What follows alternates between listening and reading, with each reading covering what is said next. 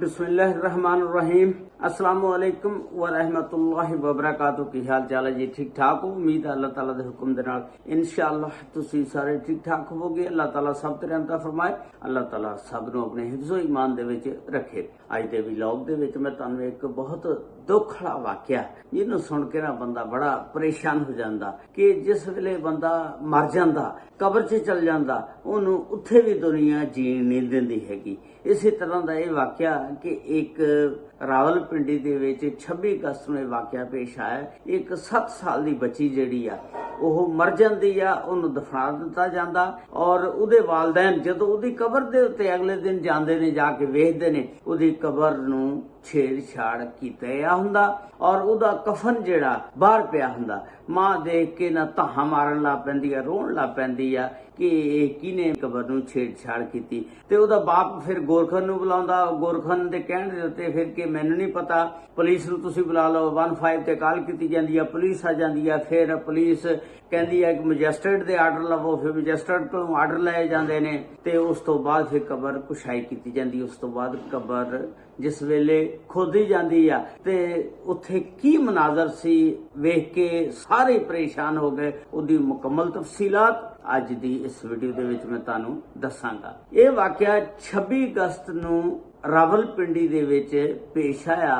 रावलपिंडी दे विच एक फैमिली रहिंदी है। उस फैमिली दे सरबराह दा नाम सी जफर। अल्लाह ताला ने इन्हां नूं एक ही बेटी दिती सी, अलीना, जिहड़ी बहुत खूबसूरत सी और उहदी उम्र 7 साल सी। जफर जिहड़ा यह रंग दा काम करदा सी, यानी रंग साज सी। इन्हां नूं जदों अल्लाह ताला ने एक बेटी दिती, बेटी बड़ी खूबसूरत सी और उहदियां हरकतां बहुत अच्छियां लगदियां सी। अलीना ने अपनी बेटी दे नाम तो एक टिकटॉक अकाउंट बनाया और वीडियो जिन्नियां भी सी उहदियां जिहड़ियां भी हरकतां करदी सी टिकटॉक ते चढ़ाणियां शुरू कर दित्तियां। बस फिर वो हौली हौली वेखदे लोग पसंद करदे ने ना जदों बच्चा हरकतां करदा ते ओह वीडियोआं उहदियां वायरल होणियां शुरू हो गईयां। ते सारे रिश्तेदार भी अजीजो अकारब आंढी गुआंढी सब कहंदे सी माशाअल्लाह तेरी बच्ची बड़ी खूबसूरत आ, सोहणी आ। ते बस वो टिकटॉक ते उहदियां वीडियोआं जिस वेले वायरल होणियां शुरू हो गईयां ते 25 अगस्त का यह वाकिया कि 1 बजे उन्होंने हैजे की शिकायत हो जाती है। ये फौरन उन्होंने डॉक्टर दे कोल लैके जाते हैं। जिस वेले डॉक्टर को लैके जाते हैं, डॉक्टर कहता कि इनू हैजे की शिकायत हो गई है, शरीर पेट दे विच दर्द हो रहा। खैर डॉक्टर दवाइयां शवाइयां उन्होंने दे रहे। फिर उसका सैंपल लिया गया। डॉक्टर ने पूछा कि इन्हें की खादा सी। उन्होंने दस्सिया कि असी चावल सिर्फ खादे सी, लेकिन चावल तो सारे घर वालियां ने खादे ना, सन तां कुछ नहीं होया। खैर डॉक्टर ने फिर सैंपल लिया, देखा कि मेदा क्यों डिस्टर्ब होया और वो सैंपल फिर भिजवा दिता गया। लेकिन एक दिन जिंदा रहने तो बाद अलीना जिहड़ी आ 26 अगस्त नूं 1:10 ते अल्लाह ताला नूं प्यारी हो जाती है, फौत हो जाती है। क्योंकि अकलौती बेटी सी आलिया, उहदी बेगम जिहड़ी बड़ी रोई, तहां मार मार के रोंदी रही, पिटदी रही जिवें औरतां दा हाल हुंदा। क्योंकि फिर एक ही बच्ची सी और बहुत प्यारी बच्ची सी। ते कोई फिर कहन लगा कि इनू नजरे बद लग गई, कोई कहन लगा कि इहदे उत्ते काला जादू कीता गया, कोई कुछ। आखिरकार असर दी नमाज तो बाद 26 अगस्त नूं खान कलोनी दे कब्रिस्तान दे विच इहदी कबर दी खुदाई कीती गई और असर तो बाद उहदा उत्थे जनाजा करा के दफना दिता गया। जिस वेले दफना दिता गया उस तो बाद उहदी जिहड़ी वालदा सी उहदी तबीयत बहुत ज्यादा खराब हो गई। लेकिन सारे रिश्तेदार अजीजो अकारब उन्होंने तसलियां दिंदे रहे। उहदा खामत जिहड़ा शौहर जफर वो भी तसलियां दिंदा रहा। अगों अगे 27 अगस्त वाले दिन सारा दिन उहदी मां रोंदी रही, कहंदी कि मैनू अलीना कबर दे विच नजर आ रही आ, रो रही आ, वो डर रही आ, खौफ उहदे ते तारी आ।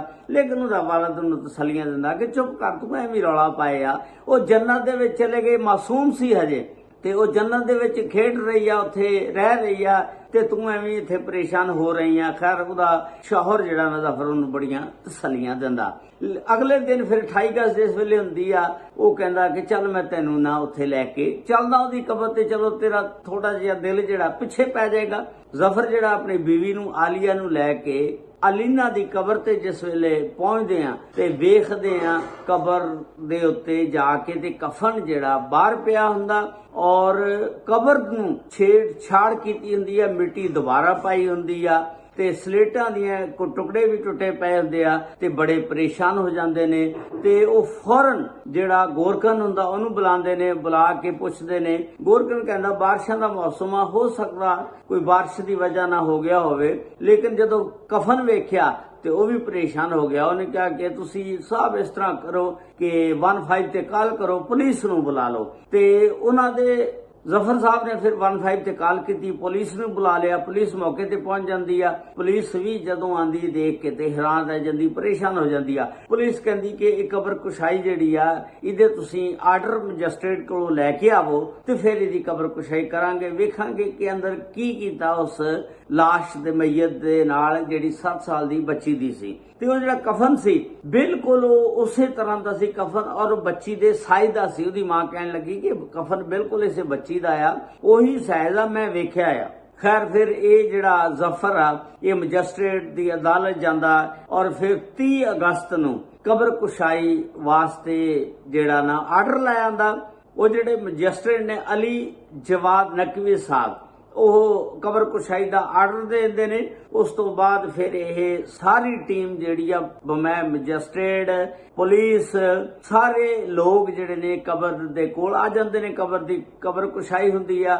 ਡਾਕਟਰ ਜਿਹੜੇ ਨੇ ਜਦੋਂ ਵੇਖਦੇ ਨੇ ਤੇ ਸਾਰੀ ਦੁਨੀਆ ਵੇਖਦੀ ਆ ਕਿ ਉਹ ਕਫਨ ਦਾ ਅੱਧਾ ਹਿੱਸਾ, ਥੱਲੇ ਵਾਲਾ ਹਿੱਸਾ ਕੱਟਿਆ ਹੁੰਦਾ, ਉੱਪਰ ਵਾਲਾ ਹਿੱਸਾ ਹੁੰਦਾ। ਤੇ ਦੇਖ ਕੇ ਸਾਰਿਆਂ ਦੇ ਹੋਸ਼ ਉੱਡ ਜਾਂਦੇ ਨੇ ਵੀ ਇਹ ਕਬਰ ਦੇ ਨਾਲ ਕੀ ਕੀਤਾ ਗਿਆ, ਕੋਈ ਬੇਹਰਮਤੀ ਕੀਤੀ ਗਈ ਜਾਂ ਕੀ ਕੀਤਾ ਗਿਆ। ਡਾਕਟਰਾਂ ਨੇ ਫਿਰ ਉਸ ਦੇ ਸਾਰੇ ਸੈਂਪਲ ਲਏ ਔਰ ਫਿਰ ਲੈਬਾਰਟਰੀ ਚ ਭਜਵਾਤੇ ਗਏ। ਦੱਸਦੇ ਨੇ ਕਿ ਇਹ ਸੈਂਪਲ ਜਿਹੜੇ ਨੇ 2-3 ਹਫ਼ਤੇ ਲੱਗ ਜਾਣਗੇ ਇਹਦੀ ਰਿਪੋਰਟ ਆਉਣ ਤੱਕ। ਤੇ ਉਸ ਤੋਂ ਬਾਅਦ ਫਿਰ ਇਹਨਾਂ ਨੇ ਉਸ ਕਬਰ ਨੂੰ ਦੁਬਾਰਾ ਮਿੱਟੀ ਪਾ ਕੇ ਉਸ ਮਈਤ ਨੂੰ ਅਲੀਨਾ ਦੀ ਨੂੰ ਕਫਨ ਦੁਬਾਰਾ ਪਹਿਨਾ ਕੇ ਤੇ ਦਫਨਾ ਦਿੱਤਾ ਗਿਆ। ਤੇ ਇਹ ਸੀ ਅੱਜ ਦਾ ਵਾਕਿਆ ਕਿ ਜਿਹੜੀਆਂ ਮਈਤਾਂ ਉਹ ਕਬਰ ਦੇ ਵਿੱਚ ਵੀ ਮਹਿਫੂਜ਼ ਨਹੀਂ ਰਹਿੰਦੀਆਂ। ਹੁਣ ਕਈ ਲੋਕ ਸ਼ੱਕੋ ਸ਼ੁਬਹਾਤ ਦਾ ਇਜ਼ਹਾਰ ਕਰ ਰਹੇ ਨੇ ਕਿ ਇਹ ਕਾਲੇ ਜਾਦੂ ਦੀ ਵਜ੍ਹਾ ਨਾਲ ਇਹ ਸਾਰਾ ਹੋਇਆ ਜਾਂ ਕਿਸੇ ਨੇ ਬੇਹੁਰਮਤੀ ਕੀਤੀ। ਇਹਦੇ ਮੁਤਾਲਿਕ ਕੋਈ ਤਫਸੀਲਾਤ ਨਹੀਂ ਜਦ ਤੱਕ ਕੋਈ ਰਿਪੋਰਟ ਨਹੀਂ ਆਂਦੀ। ਰਿਪੋਰਟ ਆਉਣ ਤੋਂ ਬਾਅਦ ਪਤਾ ਚੱਲੇਗਾ ਕਿ ਇਸ ਲਾਸ਼ ਦੇ ਨਾਲ ਇਸ ਤਰ੍ਹਾਂ ਕਿਹਨੇ ਕੀਤਾ, ਕਿਸ ਤਰ੍ਹਾਂ ਹੋਇਆ। ਉਹ ਸਾਰੇ ਟੈਸਟ ਜੋ ਵੀ ਸੀ ਸਾਰਾ ਸੈਂਪਲ ਲਿਆ ਗਿਆ, ਭਜਵਾਇਆ ਗਿਆ ਲੈਬਾਰਟਰੀ ਚੋਂ। 3 ਹਫ਼ਤੇ ਬਾਅਦ ਉਹ ਆਣਗੇ।